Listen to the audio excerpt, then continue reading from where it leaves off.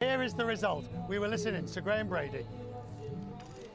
I can report as returning officer that 359 ballots were cast, no spoiled ballots, that the vote in favour of having confidence in Boris Johnson as leader was 211 votes, and the vote against was 148 votes.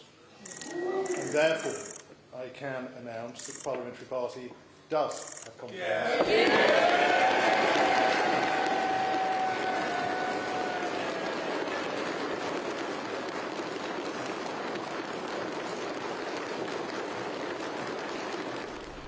So there you have it. The number of votes, which unfortunately I was unable to hear the exact number. Can somebody show me exactly what the number? 211 votes to 248. So that is an extraordinary high number of votes against Boris Johnson. We were talking about whether there would be 50, 90, 100, 105, 110.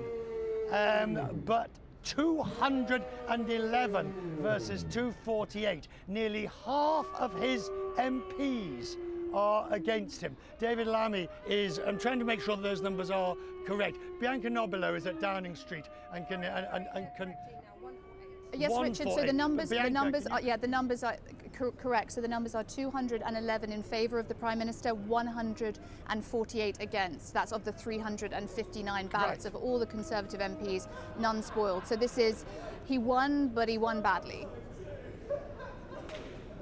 So 148. Where does that leave him, Bianca? That leaves him in an unchanged position of political peril, because that isn't a significant victory. Really what we would be looking for in order to stabilise him in his political position will be 2/3 of his own MPs supporting him. That isn't what happened tonight. I need to just run the figures, but I think that's worse than Theresa May's showing. Either way, a Prime Minister, especially this one, who is considered to be the Conservative Party's one of their best vote winners in history, who delivered an 80-seat majority through a series of unforced errors and leadership faults, scandals, personal decision making which his own MPs disapprove of, has landed himself in this position, one that almost none could have expected when we declared that election victory result back a few years ago, Richard. Right, thank you, Bianca Nobilo. 211 voted for Boris Johnson, 148 voted against him. David Lammy is with me, the British Labour MP. You're in opposition, you're going to say he should go. I'll give you that one already. What do you make of this? Well, look, he's done worse than Margaret Thatcher did back against Heseltine. He's done worse than Theresa May did in 2018, and he's done worse than John Major did back in 1995. So this is a staggering amount of people. If you think about Boris Johnson has 160 MPs on his payroll anyway who are going to vote for him because they're within the government. He's done very, very poorly. Your leader said it's the beginning of the end. Obviously you agree with that, but how soon is the end? As night follows day, he's now got 2 by-elections. He's got a parliamentary inquiry to face, and I'm afraid we've got high inflation, and a large amount of his MPs don't trust him. He's in trouble. But you need a better leader too.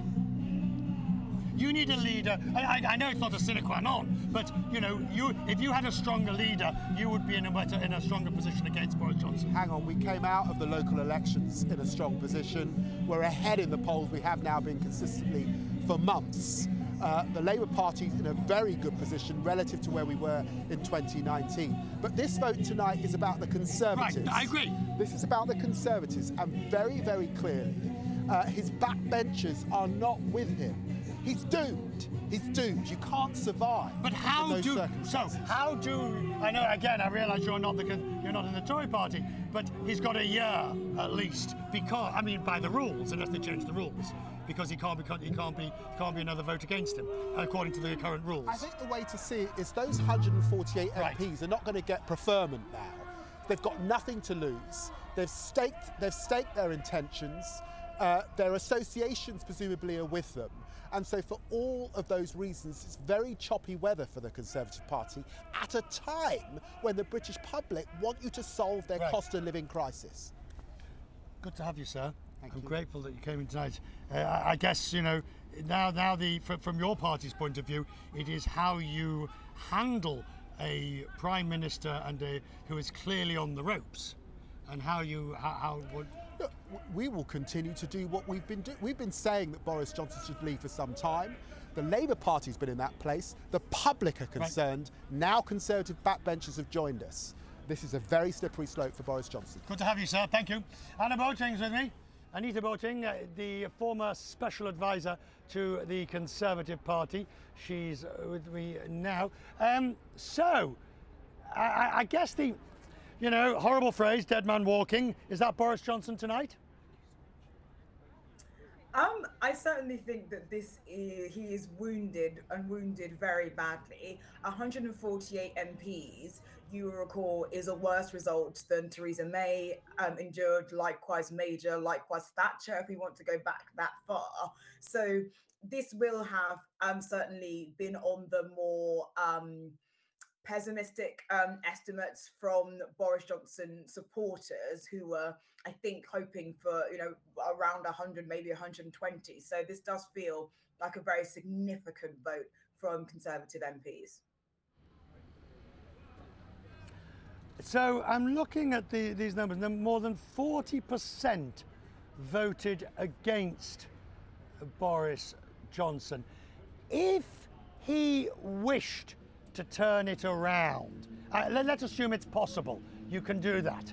And as you say, the numbers are heavily against him, looking at past precedent of other Tory prime ministers. What would he have to do? I think that's a very good question.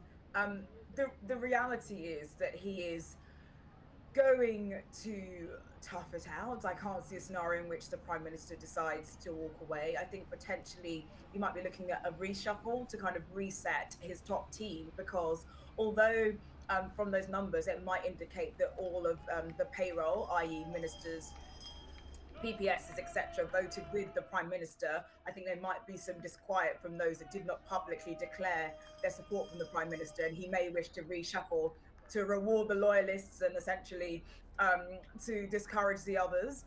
So I think we could see something like a government reshuffle, and certainly some big speeches to sort of reset the PM's premiership. But there are still huge boulders ahead, because we have 2 by-elections coming in June.